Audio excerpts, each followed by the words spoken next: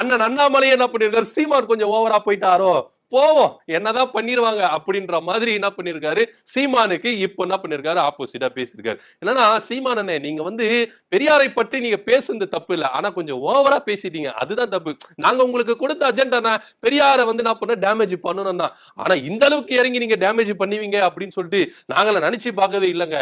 அதனாலேயே உங்க அஸ்திபாரம் ஆட்ட கண்டுடுச்சுங்க பெரியார் மண்ணுல ஈரோடு மக்கள் கிட்ட. ஆனா இருந்தாலும் நீங்க அந்த அளவுக்கு கொஞ்சம் ஓவரா பேசிருக்க கூடாதுன்னு சொல்லிட்டு இப்போ அண்ணன் என்ன பண்றாரு, அண்ணாமலை அண்ணன் சீமானனுக்கு வந்து ஆற தழுவி கொடுத்துட்டு இருக்கு. கொடுத்த அஜெண்டாவே இவங்க தான். ஆனா என்ன பண்றாங்க இப்போ வந்து என்ன பண்றாங்க இப்படி பேசுறாங்க. என்னதான் வந்து நம்முடைய ராஜதந்திரங்கள் அனைத்தும் வீணாய் போயிட்டே அப்படின்னு சொல்லிட்டு ஒரு பக்கம் வந்து பாஜகவும், ஒரு பக்கம் அண்ணன் சீமானன் அவர்கள் என்ன பண்றாரு துண்டு போட்டு உக்காஞ்சாரு. அதாவது நிறைய பேர் சொல்றாங்க பெரியாரை எதிர்த்துட்டு உங்களால பெரியார் மண்ணில் ஜெயிச்சிட முடியுமா, என்னென்ன வாய்ஸ் அவடல் வந்தீங்க, இது வந்து உங்களுக்கு வந்து ட்ரெய்லர் தான், இன்னும் மெயின் பிக்சர் 2026 இருக்கு அப்படின்ற மாதிரி சொல்லியிருக்காங்க.